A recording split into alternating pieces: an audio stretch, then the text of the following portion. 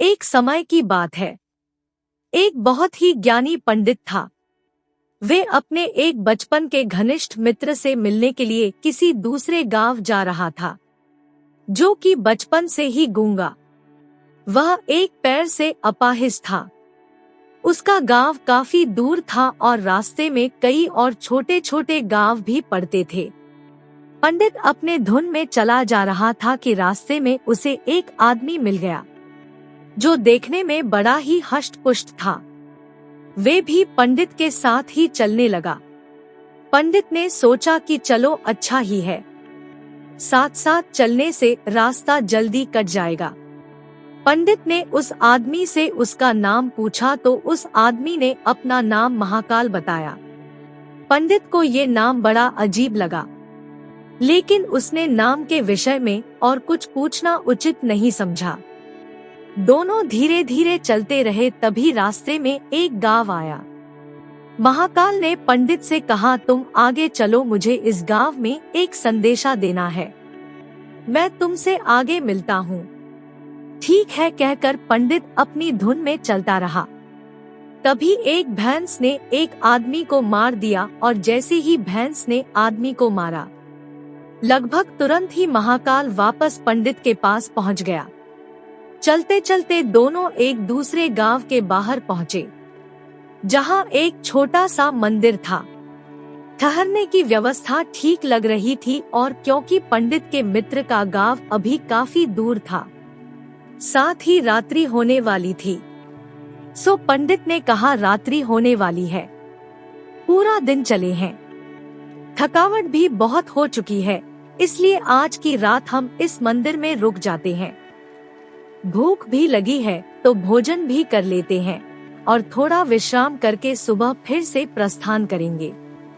महाकाल ने जवाब दिया, ठीक है, लेकिन मुझे इस गांव में किसी को कुछ सामान देना है, सो मैं लेकर आता हूँ।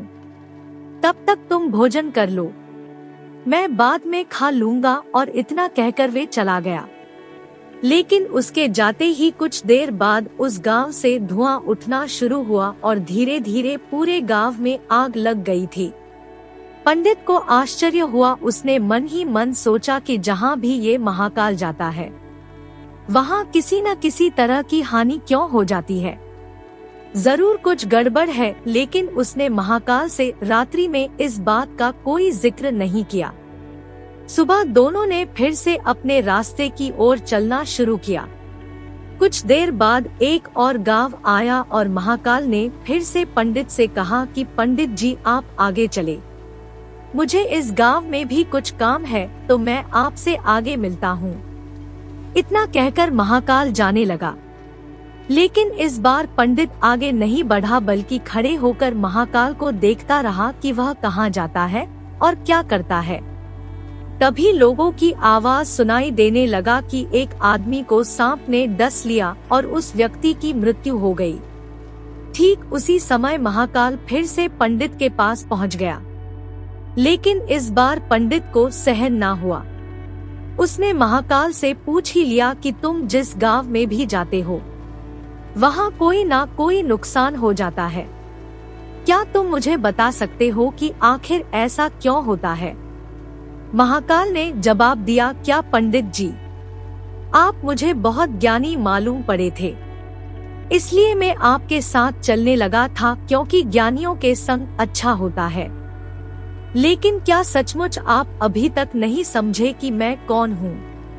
पंडित ने कहा, मैं समझ तो चुका हूँ, लेकिन कुछ शंका है, तो यदि आप ही अपना उपयुक्त परिचय दे देंगे तो मेरे लिए आसानी होगी। महाकाल ने जवाब दिया कि मैं यमदूत हूँ और यमराज के आज्ञा से उन लोगों के प्राण हरण करता हूँ जिनकी आयु पूर्ण हो चुकी है। हालांकि पंडित को पहले से ही इस बात की शंका थी, फिर भी महाकाल के मुंह से ये बात सुनकर पंडित थोड़ा घबरा गया। लेकिन फिर हिम्मत करके पूछा कि अगर ऐसी बात है और तुम सचमुच ही यमदूत हो तो बताओ, अगली मृत्यु किसकी है? यमदूत ने जवाब दिया कि अगली मृत्यु तुम्हारे उस मित्र की है जिसे तुम मिलने जा रहे हो, और उसकी मृत्यु का कारण भी तुम ही होंगे। ये बात सुनकर पंडित परेशान और हैरान हो गया। कि यदि वास्तव में वह महाकाल का एक यमदूत हुआ तो उसकी बात सही होगी और उसके कारण मेरे बचपन के सबसे घनिष्ठ मित्र की मृत्यु हो जाएगी। इसलिए बेहतर यही है कि मैं अपने मित्र से मिलने ही ना जाऊं। कम से कम मैं तो उसकी मृत्यु का कारण नहीं बनूंगा। तुम जो सोच रहे हो वो मुझे भी पता है, लेकिन तुम्हारे अपने मित्र से मिलने ना जाने के विचार से नियति नहीं बदल जाएगी। तुम्हारे मित्र की मृत्यु निश्चित है और वे अगले कुछ एक क्षणों में घटित होने वाली है। महाकाल के मुख से ये बात सुनते ही पंडित को झटका लगा, क्योंकि महाकाल ने उसके मन की बात जान ली थी, जो कि किसी सामान्य व्यक्ति के लिए तो संभव ही नहीं था। फलस्वरूप पंडित को विश्वास हो गया कि महाकाल सचमुच यमदूत ही है। इसलिए वह अपने मित्र के मृत्यु का कारण ना बने इस हेतु वे तुरंत पीछे मुड़ा और फिर से अपने गांव की तरफ लौटने लगा। परंतु जैसे ही वह मुंडा सामने से उसका मित्र उसी की ओर तेजी से आता हुआ दिखाई दिया, जो कि पंडित को देखकर अत्यधिक प्रसन्न लग रहा था। अपने मित्र के आने की गति को देख पंडित को ऐसा लगा जैसे कि उसका मित्र काफी समय से उसके पीछे पीछे ही आ रहा था, लेकिन क्योंकि वह बचपन से ही गूंगा, वह एक पैर से अपाहिज था, इसलिए ना तो पंडित तक पहुंच पा रहा था, ना ही पंडित को आवाज देकर रोक पा रहा था। लेकिन जैसे ही वह पंडित के पास पहुंचा, अचानक ना जाने क्या हुआ और मृत्यु हो गई। पंडित हक्का बक्का सा आश्चर्य भरी नजरों से महाकाल की ओर देखने लगा, जैसे कि पूछ रहा हो कि आखिर हुआ क्या उसके मित्र को। महाकाल पंडित के मन की बात समझ गया और बोला, तुम्हारा मित्र पिछले गांव से ही तुम्हारे पीछे पीछे आ रहा था, लेकिन तुम समझ ही सकते हो कि वे अपाहिज, वह गूंगा होने की वजह से ही तुम तक नहीं पहुंच सका।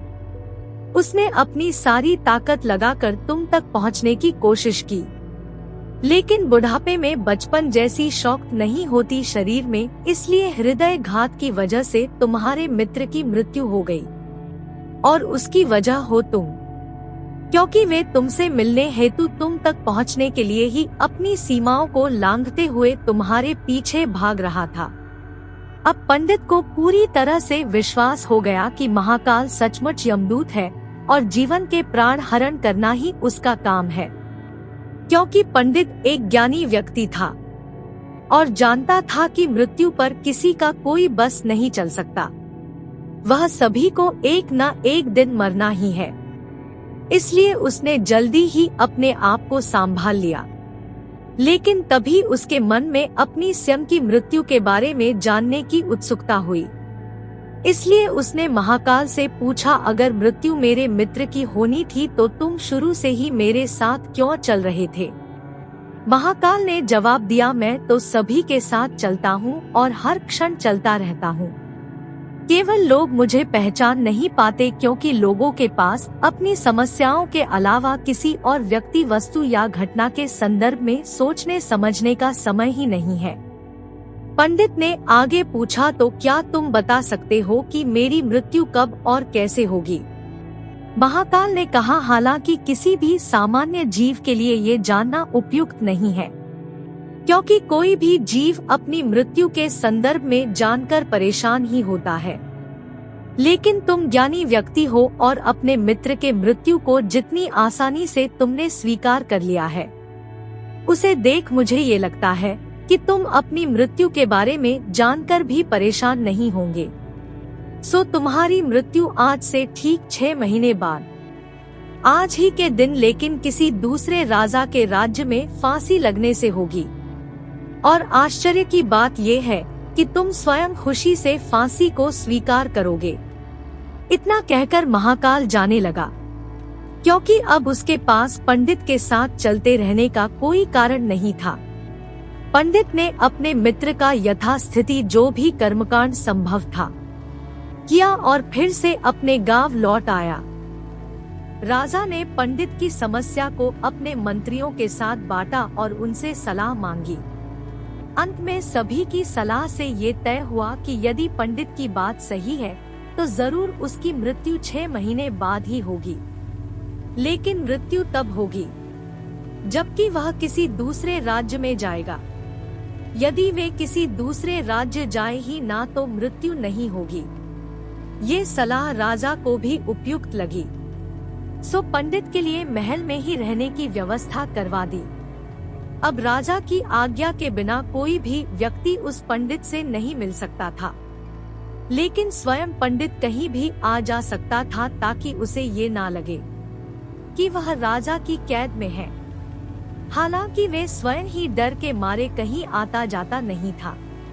धीरे धीरे पंडित की मृत्यु का समय नजदीक आने लगा और आखिर वह दिन भी आ गया जब पंडित की मृत्यु होनी थी। सो जिस दिन पंडित की मृत्यु होनी थी उस पिछली रात पंडित डर के मारे जल्दी ही सो गया ताकि जल्दी से जल्दी वह रात और अगला दिन बीत जाए और उसकी मृत्यु टल जाए। लेकिन स्वयं पंडित को नींद में चलने की बीमारी थी और इस बीमारी के बारे में वे स्वयं भी नहीं जानता था। इसलिए राजा या किसी और से इस बीमारी का जिक्र करने अथवा किसी चिकित्सक से इस बीमारी का इलाज करवाने का तो प्रश्न ही नहीं था। पंडित अपनी मृत्यु को लेकर बहुत चिंतित था और नींद में चलने की बीमारी का दौरा अक्सर तभी पड़ता है जब ठीक से नींद नहीं आ रही। तो उसी रात पंडित को नींद में चलने का दौरा पड़ा। वे उठा और राजा के महल से निकलकर अस्तबल में आ गया। वे राजा का खास मेहमान था, इसलिए किसी भी पहरेदार ने उसे ना तो रोका ना किसी तरह की पूछताछ की। अस्तबल में पहुंचकर वह सबसे तेज दौड़ने वाले घोड़े पर सवार होकर नींद की बेहोशी में ही राज्य के सीमा से बाहर दूसरे राज्य के सीमा में चला गया।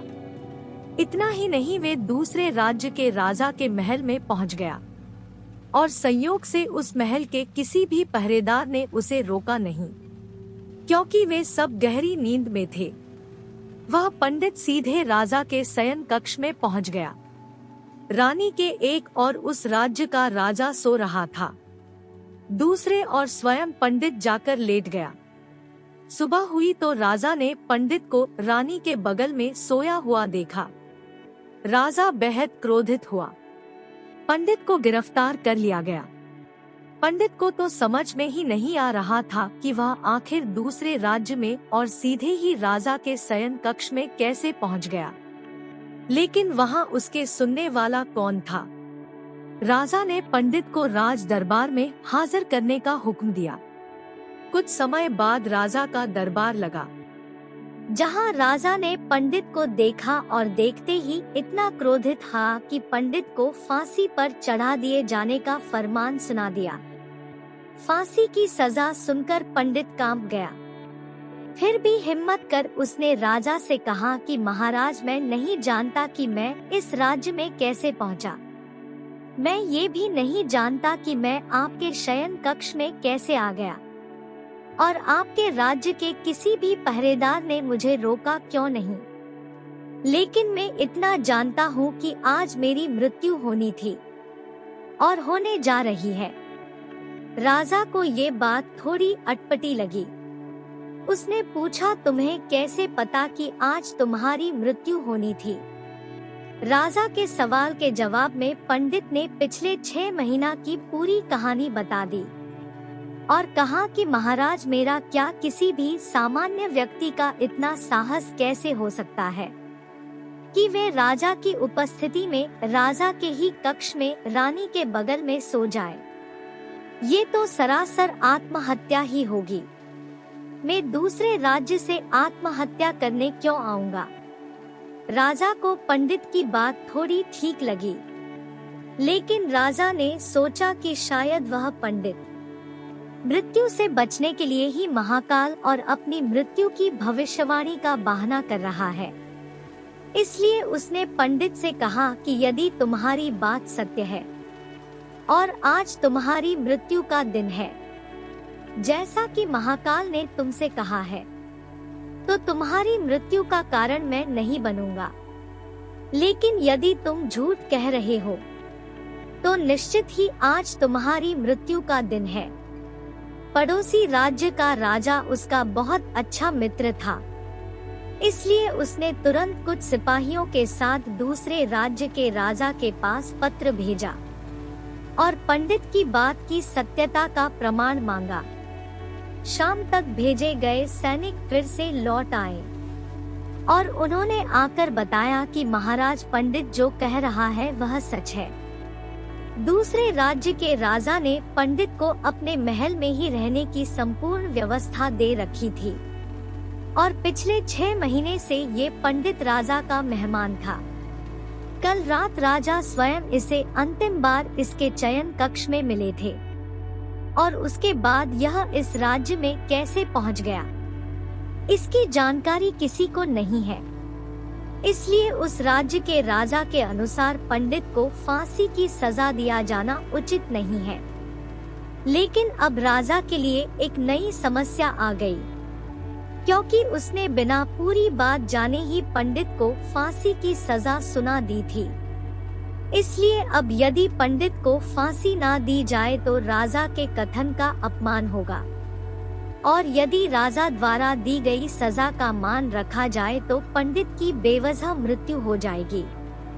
राजा ने अपनी इस समस्या का जिक्र अपने अन्य मंत्रियों से किया और सभी मंत्रियों ने आपस में चर्चा किए। सो सुझाव दिया कि महाराज, आप पंडित को कच्चे सूत के एक धागे से फांसी लगवा दें। इससे आपके वचन का मान भी रह जाएगा और सूत के धागे से लगी फांसी से पंडित की मृत्यु भी नहीं होगी, जिससे उसके प्राण भी बच जाएंगे। राजा को ये विचार उपयुक्त लगा और उसने ऐसा ही आदेश सुनाया। पंडित के लिए सूत के धागे का फांसी का फंदा बनाया गया और नियम अनुसार पंडित को फांसी पर चढ़ाए जाने लगा। सभी खुश थी कि ना तो पंडित मरेगा, ना राजा का वचन झूठा पड़ेगा। पंडित को भी विश्वास था कि सूत के धागे से तो उसकी मृत्यु नहीं होगी, इसलिए वह भी खुशी खुशी फांसी चढ़ने को तैयार था, जैसा कि महाकाल ने उसे कहा था। लेकिन जैसे से ही पंडित को फांसी दी गई, सूत का धागा तो टूट गया, लेकिन टूटने से पहले उसने अपना काम कर दिया। पंडित के गले की नस कट चुकी थी, उसे सूत के धागे से, और पंडित जमीन पर पड़ा तड़प रहा था। हर धड़कन के साथ उसके गले से खून की फुहार निकल रही थी और देखते ही देखते कुछ एक क्षणों में पंडित का शरीर पूरी तरह से शांत हो गया। सभी लोग आश्चर्यचकित हक्के बक्के से पंडित को मरते हुए देखते रहे। किसी को भी विश्वास ही नहीं हो रहा था कि कमजोर से सूत के धागे से किसी की मृत्यु हो सकती है। लेकिन घटना घट चुकी थी। नियति ने अपना काम कर दिया था। जो होना होता है वह होकर ही रहता है। हम चाहे जितनी सावधानियां बरतें, ये चाहे जितने उपाय कर लें, लेकिन हर घटना और उस घटना का सारा ताना बाना पहले से निश्चित है, जिसे हम रत्ती भर भी इधर उधर नहीं कर सकते। इसलिए ईश्वर ने हमें भविष्य जानने की क्षमता नहीं दी है, ताकि हम अपने जीवन को ज्यादा बेहतर तरीके से जी सके। और यही बात उस पंडित पर भी लागू होती है। यदि पंडित ने महाकाल से अपनी मृत्यु के बारे में न पूछा होता तो अगले 6 महीने तक वह राजा के महल में कैद होकर रोज डर डर कर जीने की बजाय ज्यादा बेहतर जिंदगी जीता। धन्यवाद।